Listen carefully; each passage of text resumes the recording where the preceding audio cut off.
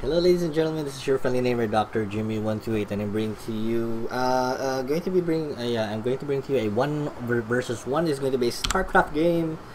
Brought to you by Steelheart, Steelheart from Team Cube. Arguably the best player in Cebu Setay.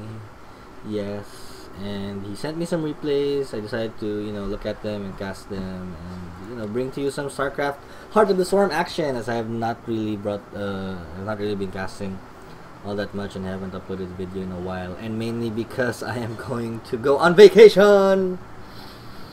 Vacation's where I wanna be. But anyway, let us now move into the game. So here we go, ladies and gentlemen. Hello. This is going to be a 1v1 between the red Zerg Steelheart, and his opponent is the blue Terran RvA. I don't know how to read that name. Biedalian or Biedalian or Biedalian, yeah. Bede. I'll just call him Bede. Biedalian. Wow, that's a handful. And oh god, I forgot to take note of the map. I am so sorry.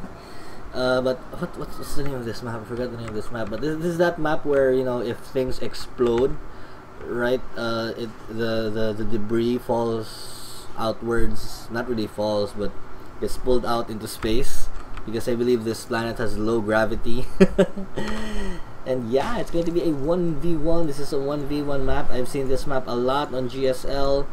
It's quite it's a very interesting map.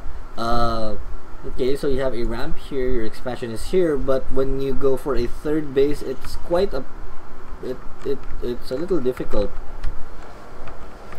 to secure. Or is this a different map? You know what? I think this is a different map. Yeah, this is a different map. I don't know the name of this map. Yep, it's a totally different map. My bad. Oh, I am so ashamed of myself. I'm not doing research.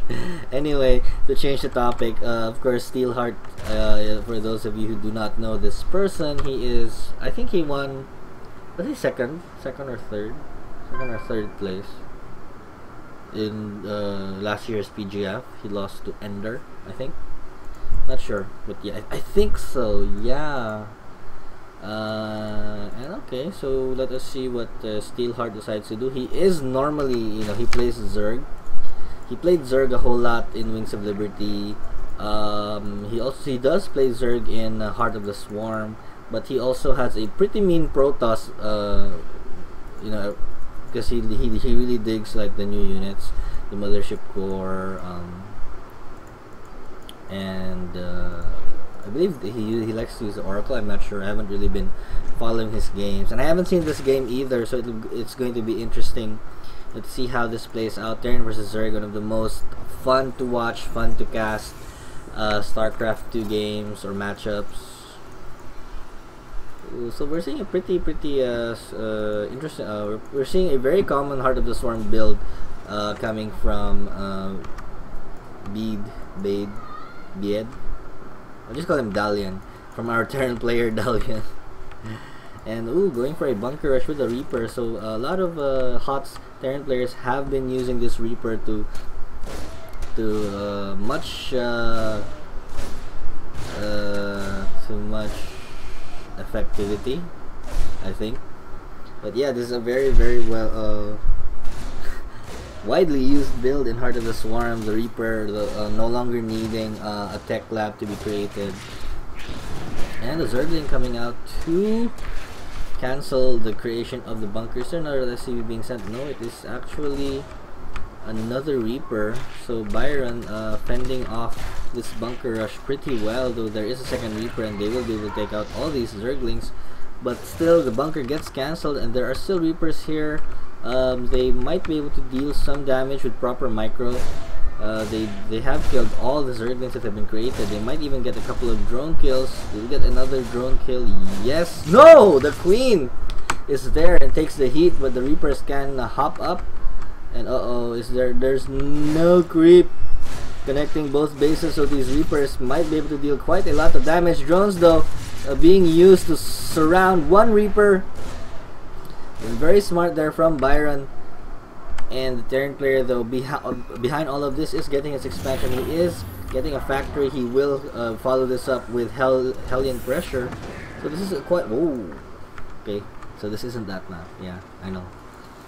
Sorry. I'm sorry. I'm sorry. Anyway, so he's going to follow this up with Hellion. So this is quite a very standard build now for Terran. Start off with a Reaper, apply some early pressure with 2 Reapers.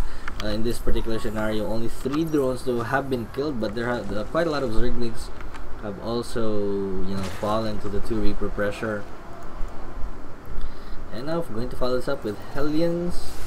Lair now on the way for Byron. He is not getting any additional extractors. He's only working off 2, so no Mutalisks there for Byron. He is getting Zergling speed though, so something tells me he might go for Banelings and quite possibly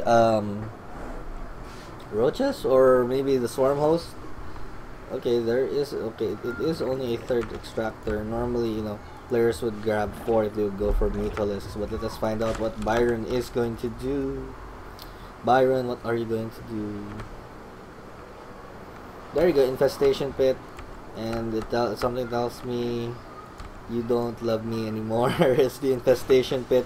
Here come the 4 Hellions. Turn player up behind this is getting additional barracks. He might also get a starport maybe. But here come the Hellions though. They do encounter the Spinecrawler. 6 links being created here, but the Terran player just checking for a possible 3rd base. No 3rd base there. And he can actually do a run by right here. Not much defense in the main. Spinecrawler just now being created.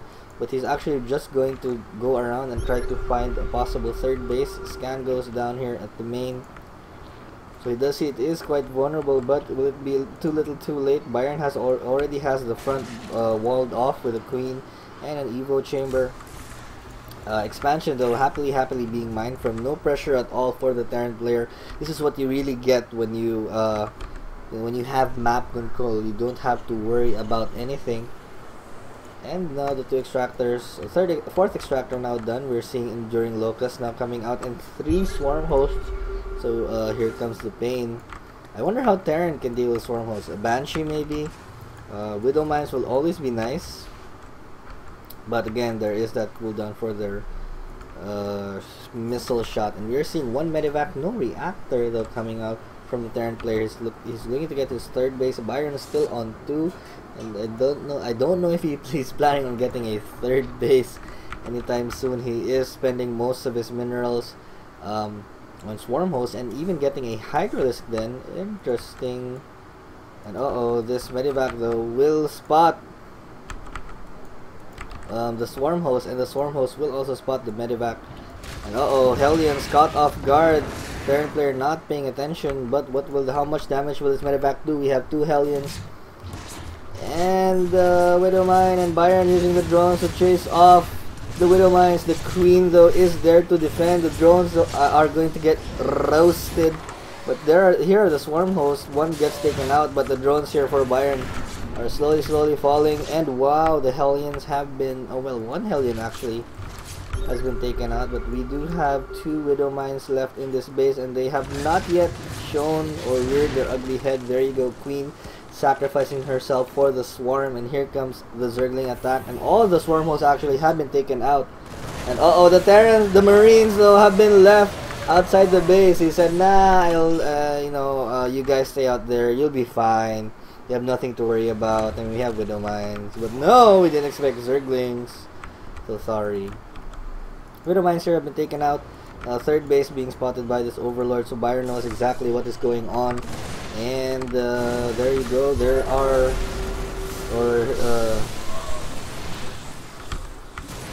Zerglings coming in to defend. Wow. And it's like Byron has taken out the entire infantry force of the Terran player, and the Locusts easily taking out the Widow Mine.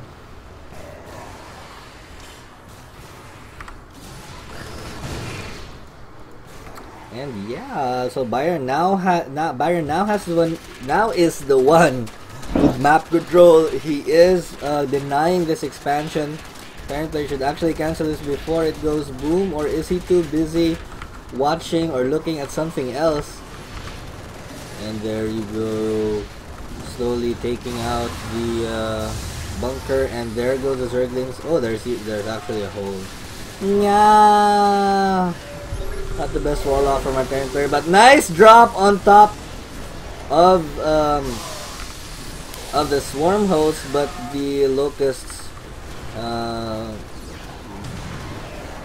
spawning just in time. You can actually do that as a very, very viable strategy. You could drop on top of the swarm host, but then again, you have to time it so that or you have to do the drop when the locusts are already you know, attacking something else, and then you can drop on top of the swarm host. And here we go, a drop on top of the swarm host, but nothing in the drop ships.